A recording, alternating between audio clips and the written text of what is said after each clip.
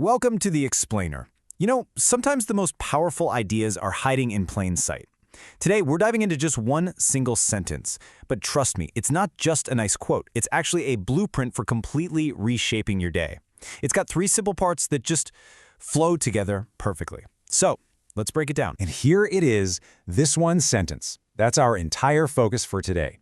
Now, at first glance, yeah, it looks like a simple feel-good sentiment, right? But if you really look closer, what you find is a surprisingly practical step-by-step guide. So let's unpack each piece and see how it builds on the last one to create this really powerful daily practice. Okay, so first things first, we have to start at the very beginning with the whole foundation of this idea, a new day's promise. This first part, it really sets the stage for everything else that comes after. Let's just zoom in on those three words, each new day. The key word there is, of course, new. This isn't just, the sun coming up again. It's about this incredible opportunity for a completely clean slate.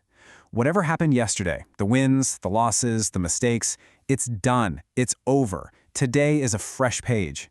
And just thinking about it that way, it's like having a mental reset button that you get to press every single morning. So what is this new day? It is a blessing.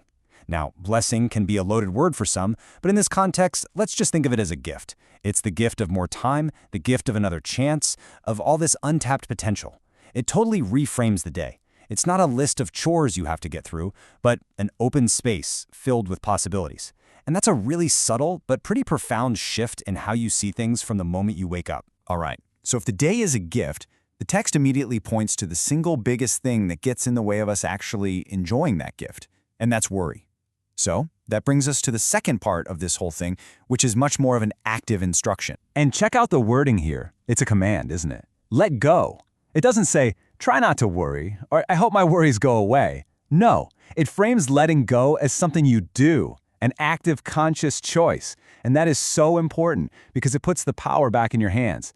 It's saying, look, worries are just baggage, right? They're junk from yesterday or anxiety about tomorrow, and you have the power to just put it down. So, how do you actually do that?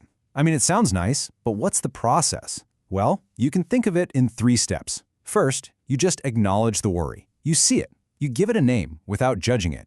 Okay, I'm worrying about that meeting. Then, second, you actively choose to release it. You can literally say to yourself, I see you worry, and I'm choosing to let you go right now. And third, and this is key, you create space.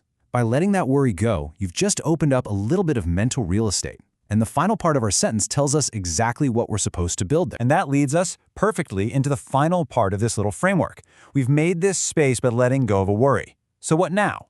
We have to intentionally fill that space with something better. And that is what we're calling the gratitude shift. This is the goal.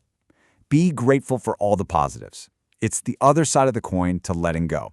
See, it's not enough to just empty your mind of the negative stuff. You have to actively, consciously fill it with gratitude. That's the secret sauce that keeps all those worries from just creeping right back in. It's a deliberate pivot away from what could go wrong to what's already right. And when you do this, you create this incredible contrast in your mind. I mean, think about it. A mind that's just churning with worries feels stuck, right? It's always in the past or in the future. It's these roadblocks everywhere, and frankly, it's exhausting. But a mind that shifts to the positives, it's here, in the now.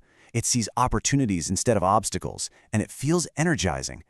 This isn't about pretending problems don't exist. It's just about choosing where you put your mental spotlight. And sometimes that word positives can feel a little big, a little vague.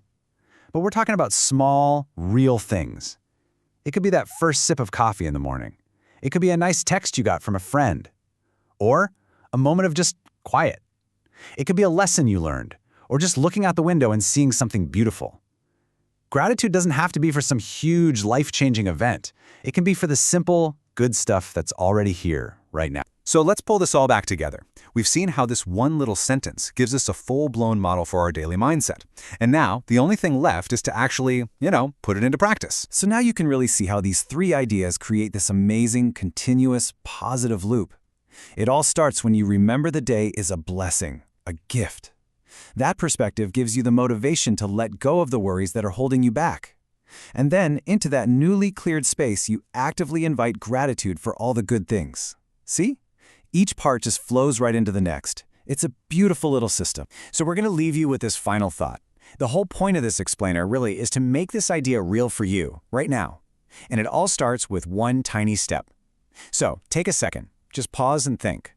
Based on everything we've just talked about, what is one positive thing, big or small, that you will choose to be grateful for today?